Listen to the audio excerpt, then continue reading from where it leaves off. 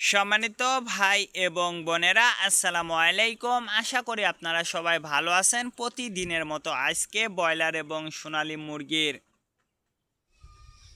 বাচ্চার পাইকারি রেটটা আপনাদেরকে জানিয়ে দেব। অবশ্যই আপনারা কে কত টাকা পিস ব্রয়লার এবং সোনালী মুরগির বাচ্চাটা নিয়েছেন অবশ্যই আমাদেরকে কমেন্টের মাধ্যমে জানিয়ে দেবেন। তার কারণ বাচ্চাটা কিন্তু বিভিন্ন রেটে বিক্রি হচ্ছে, বিশেষ করে ব্রয়লার মুরগির বাচ্চা। আর ব্রয়লার মুরগির বাচ্চাটা নেয়ার ক্ষেত্রে আমি আপনাদেরকে বলবো যে অবশ্যই আপনারা তিনটা বিষয় দেখবেন: বাচ্চার রেট, বাচ্চার ডেট, বাচ্চার grade.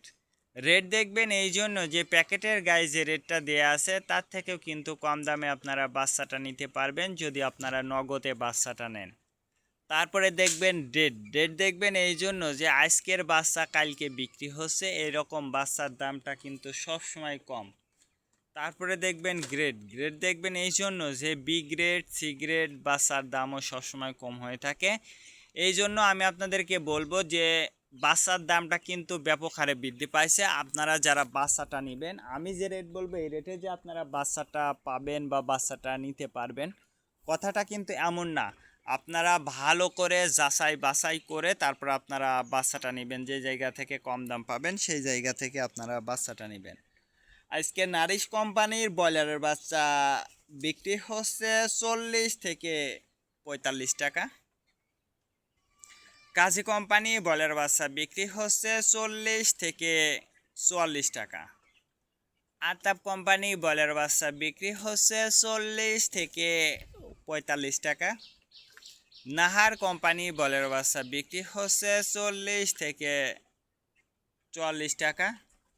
New hope company broiler বাচ্চা বিক্রি হচ্ছে 40 থেকে 43 টাকা। A1 ব্রয়লার বাচ্চা বিক্রি হচ্ছে 40 থেকে 44 টাকা।